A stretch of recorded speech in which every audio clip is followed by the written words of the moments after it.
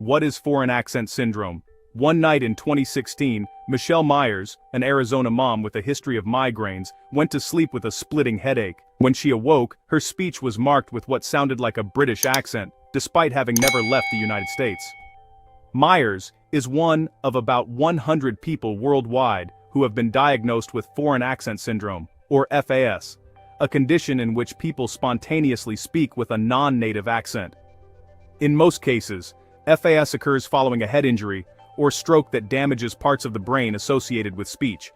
A number of recent incidences of FAS have been well documented. A Tasmanian woman named Leanne Rowe began speaking with a French-sounding accent after recovering from a serious car accident, while Kath Lockett, a British woman, underwent treatment for a brain tumor and ended up speaking with an accent that sounds somewhere between French and Italian. The first case of the then-unnamed syndrome was reported in 1907, when a Paris-born and raised man who suffered a brain hemorrhage woke up speaking with an Alsatian accent.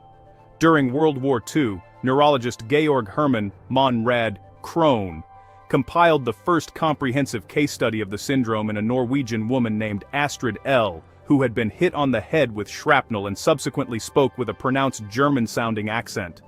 Monrad Krohn called her speech disorder dysprosody.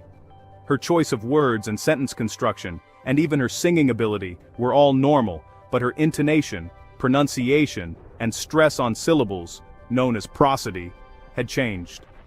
In a 1982 paper, neurolinguist Harry Whitaker coined the term foreign accent syndrome for acquired accent deviation after a brain injury. Based on Monrad Krohn's and other case studies, Whitaker suggested 4 criteria for diagnosing FAS. The accent is considered by the patient, by acquaintances, and by the investigator to sound foreign. It is unlike the patient's native dialect before the cerebral insult. It is clearly related to central nervous system damage, as opposed to a hysteric reaction, if such exist. There is no evidence in the patient's background of being a speaker of a foreign language. This is not like cases of polyglot aphasia. Not every person with the FAS meets all 4 criteria. In the last decade, researchers have also found patients with psychogenic FAS, which likely stems from psychological conditions such as schizophrenia rather than a physical brain injury. This form comprises fewer than 10% of known FAS cases and is usually temporary, whereas neurogenic FAS is typically permanent. While scientists are not sure why certain brain injuries or psychiatric problems give rise to FAS, they believe that people with FAS are not actually speaking in a foreign accent. Instead, their neurological damage impairs their ability to make subtle muscle movements in the jaw, tongue, lips, and larynx, which results in pronunciation that mimics the sound of a recognizable accent. Vowels are particularly susceptible. Which vowel you say depends on where your tongue is in your mouth. Lindsay Nichols, a professor of cognitive science at Australia's Macquarie University, wrote in The Conversation, "There may be too much or too little muscle tension, and therefore they may undershoot or overshoot their target. This leads to the vowels sounding different. And sometimes, they may sound like a different accent."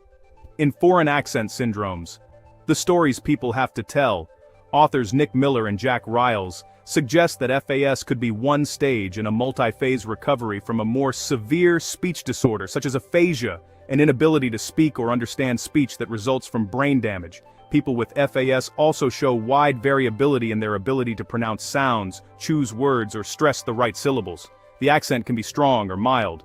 Different listeners may hear different accents from the speaker with FAS. Lockett has said people have asked her if she's Polish, Russian, or French. According to Miller and Riles, few studies have been published about speech therapy for treating FAS, and there's no real evidence that speech therapy makes a difference for people with the syndrome. More research is needed to determine if advanced techniques like electromagnetic articulography, visual feedback showing tiny movements of the tongue, could help those with FAS regain their original speaking manner. Today, one of the pressing questions for neurologists is understanding how the brain recovers after injury. For that purpose, Miller and Riles write that FAS offers a fascinating and potentially fruitful forum for gaining greater insights into understanding the human brain and the speech processes that define our species.